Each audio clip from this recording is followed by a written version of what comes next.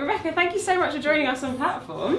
I'm happy to be here. So were there any books that when you were growing up you really loved how they were written that made you want to write yourself? I read all the dark and gory stuff, and actually in college my favorite class was horror fiction. Yeah, so I like that twisted element. I mean, I guess if you read my books, unlike What If, which was my soul cleanser, but it was, they have that twisted element to them. There's that kind of, you want to get a visceral reaction out of people. If you were on a desert island, would you take a book or music? Oh, wow. That's evil. I know. Actually, a me person. I have to say music. I know, I have to say music. I think that because I can create my own stories in my head all the time. Does music ever have an impact on your characters or anything? Actually, it's the influence of What If. Yeah. So, Girls Like You, the Naked and Famous song, I wanted to write about her, and the song really is just so intriguing me about this girl who has this feigned perfection, and what if it was taken away from her? How would she feel? What would that do to her? So that was my inspiration for Nicole.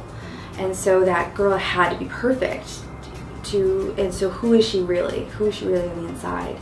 And so that's why I have Cal being the narrator, because she can't tell her own story, she's too close to it, and I wanted the readers to get to know what happened to this perfection through his eyes. You talk so much about your audience and the relationship that you have with them. Is there anything that stands out in your mind about reactions that you've had that have really, stayed with you? I love hearing from my readers. I love hearing the reaction after they've read things. I get sometimes messages while they're reading because they just need to vent to somebody, and I guess why not me? So the most amazing moment I had with What If was this girl who wrote to me, and the ending of the story resonated with her so much because it was very significant in her life. It was something that happened with her sister, and so it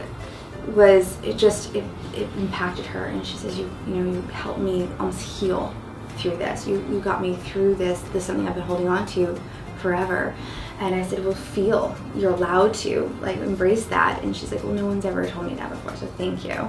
So yeah, it was beautiful. So do you have any tips for writers, like people who want to write for the first time?